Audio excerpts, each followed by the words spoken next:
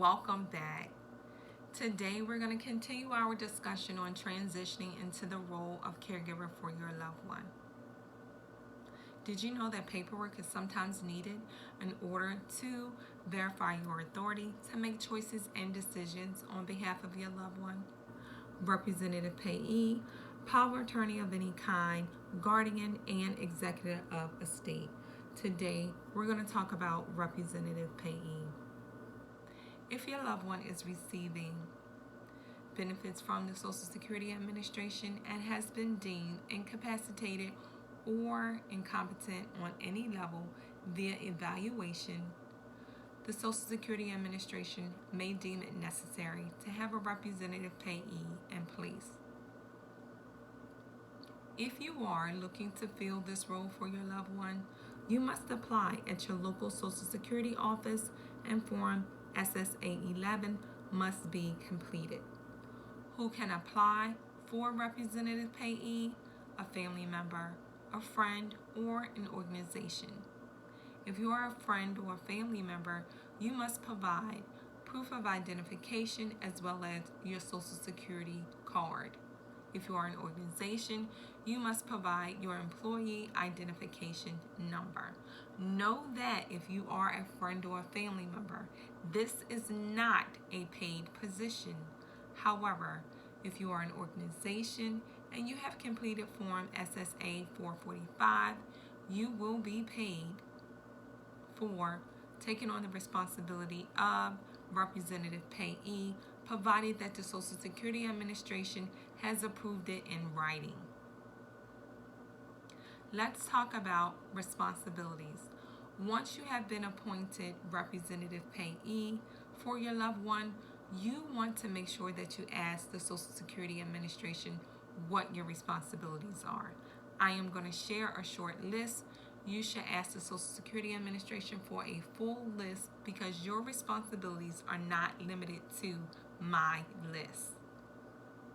As representative payee, you take on the fiduciary responsibilities for your loved one.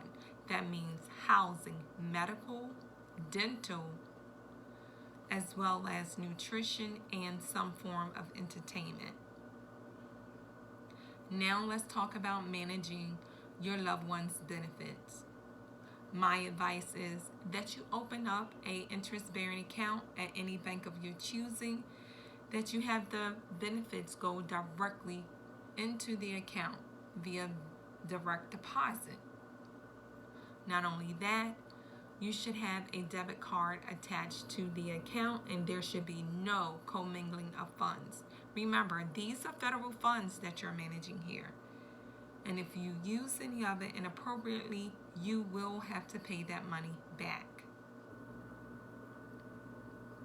Now let's talk about events and changes that must be reported as soon as possible.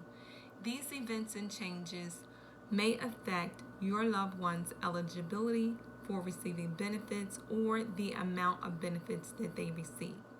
You can report these events and changes to your local Social Security office, or you can report them on the 1-800 number, which is 1-800-772-1213. Now let's jump into that list. Remember, my list is short and you want to receive a full list from the Social Security office. If the beneficiary should die, you want to report that as soon as possible. If they start or stop working, you want to report that.